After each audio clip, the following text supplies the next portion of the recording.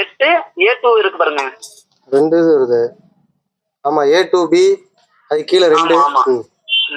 அது வந்து கனசந்தத்துக்கு போற தாழ்ச்சாலைங்க. 468 A2Bல இருந்து 467 2 வரைக்கும் நான் விட்டுருக்கோம்பா தாழ்ச்சாலை அப்படின்னு சொல்ல வராரு. பாதை இருக்கு இதுல. நபர் பாதை இருக்கு 460. ஆமா இல்ல அதுல பாதை விட்டுட்டாங்க அவங்க. 469 கொடுத்துட்டாங்க, 468 கொடுத்துட்டாங்க. ஆமா நான் ஒரு 50 சென்ட்டுக்கு மேல வந்து மத்த கிராமத்துக்காக நான் கொடுத்துருக்கேன். நான் இப்ப இதுக்கு எப்படிப்பா கொடுக்க முடியும் அப்படின்னு சொல்ல வர்றாரு. அது இல்லாம அவங்க அக்கா தங்கச்சிக்கும் கேஸ் போட்டு அதனால நிப்பாட்டியும் வச்சிருக்காங்க அவங்களுடைய பர்சனல் விஷயம்னால. சரி சரி. அதனால இன்னைக்கு வரைக்கும் அது வந்து உழவு ஓட்ட முடியாம அப்படியே பெண்டிங்ல வச்சிருக்காங்க. மற்றது வந்து 466 வந்து இன்னைக்கு வரைக்கும் யூஸ் பண்ணிட்டு இருக்காங்க. ஆமா இந்த மாதிரி சூழ்நிலை இருக்குங்க. இன்னைக்கு வரைக்கும் 35 வருஷமா தான் அந்த கிராமத்துக்கு எந்த ஒரு இடத்துல இல்ல.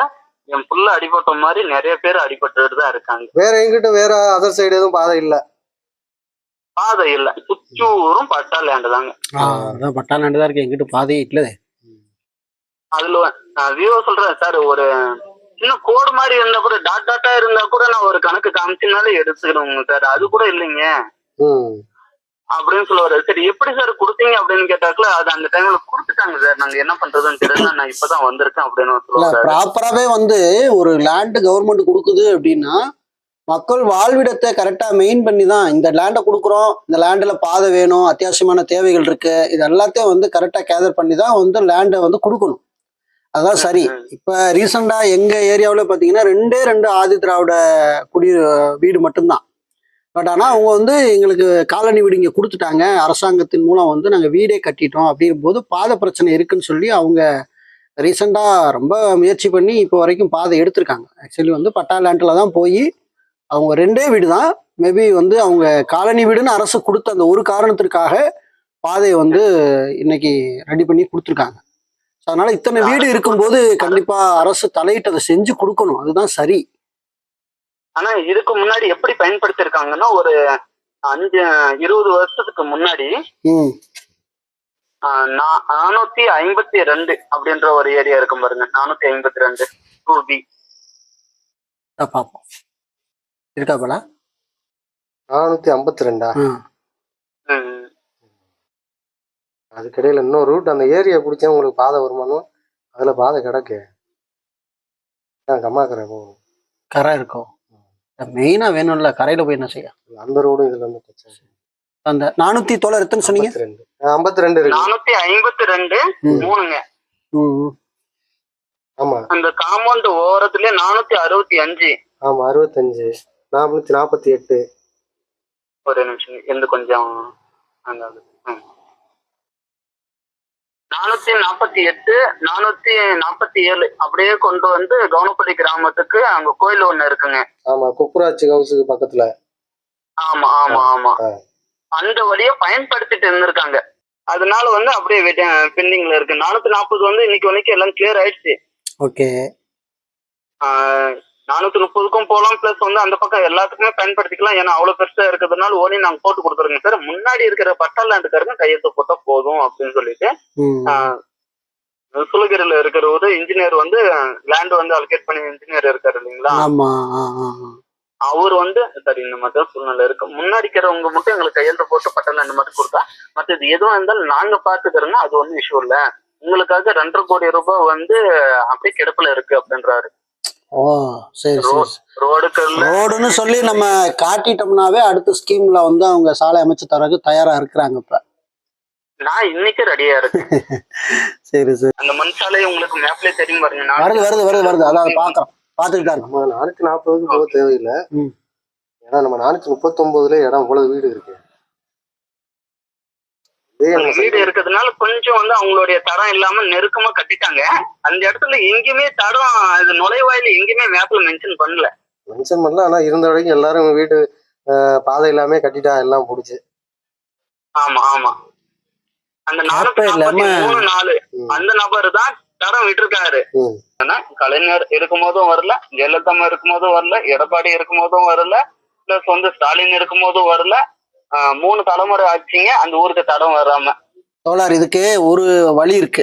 என்ன வழினா ஆதி திராவிட நலத்துறைக்கு கவர்மெண்ட் ஒதுக்குன லேண்ட் இருக்குல்ல, ஆமா அந்த லேண்டை வந்து நம்ம மெயின் பண்ணி இத்தனை குடியிருப்பு இங்க இருக்கிறாங்க, ஆக்சுவலி உங்களுக்கு வழி கிடையாது, இதை பர்மனன்ட் வழியா வந்து இதற்கான இழப்பீடுகள் எல்லாமே நீங்களே கையகப்படுத்தி கொடுத்து அதை எங்களுக்கு ப்ராப்பர் ரோடா நீங்க கிளைம் பண்ணி தாங்கன்னு சொல்லி நம்ம ரெஃபர் பண்றதா இதற்கு சரியான ஒரு தீர்வு கிடைக்கும் நான் நினைக்கிறேன்.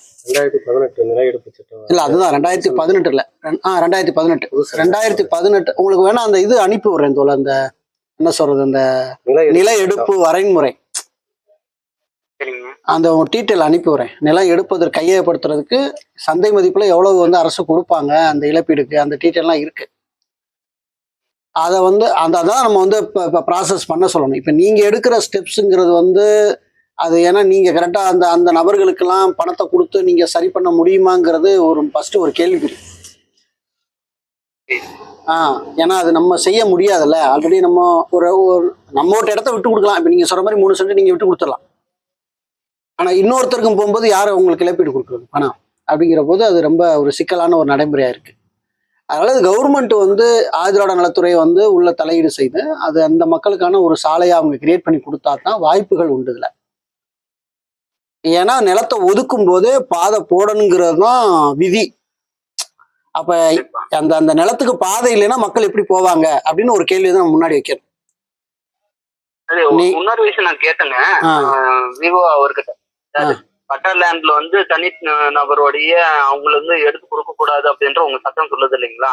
அதே சட்டம் தான் ஒரு கிராமத்துக்கு வந்து கொடுத்துருக்காங்க இல்லையா? அப்ப அவங்களுக்கு வழிபாதை இல்லாத எப்படி கொடுக்க முடியும் அப்படின்னு நான் கேட்கும் போது இல்லைங்க சார் அப்படின்னு ஒரே வார்த்தை ஏன்னா இளவில்லை அப்படின்ற கேள்வி முடிக்கிறாங்க.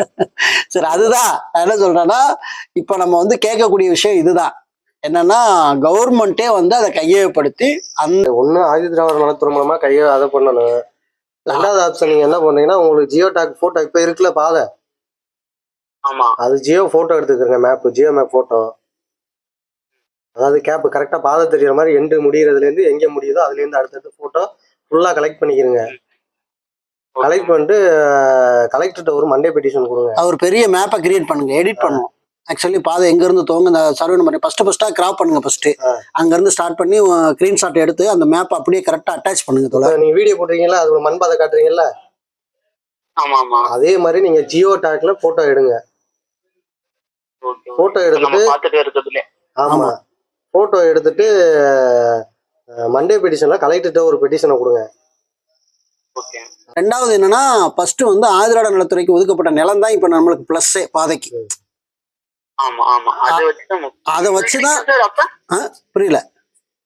மிலிட்டரிக்கு ஒதுக்கி இருக்கிறது அப்ப அந்த அளவுக்கு பாசிபிள் இல்ல மிலிட்டரி தான்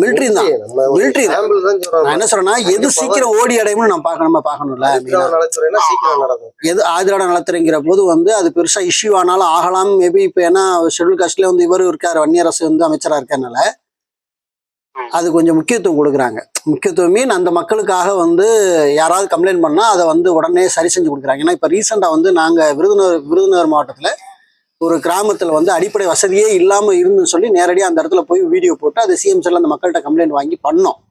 ஆக்சுவலி இப்போ அங்கே போய் நேரடியாகவே போய் ஆய்வு பண்ணி எம்எல்ஏ போயிட்டார். எம்எல்ஏ போய் அதை ஆய்வு பண்ணி அவங்க மக்களுக்கான அடிப்படை வசதியை உடனே செஞ்சு கொடுத்துட்டாங்க. ஆல்ரெடி வித்தின் ஒரு 20 days தான் இருக்கும். இப்போ நான் இது நடந்து ரீசெண்டாக நம்ம வந்து வீடியோ மூலம் நாங்கள் அதை கொண்டு போனாலும் கூட நாங்கள் அதை ப்ராப்பராக மனு கொடுத்து அதை வந்து எல்லா துறைக்கும் நாங்கள் அனுப்பணும்.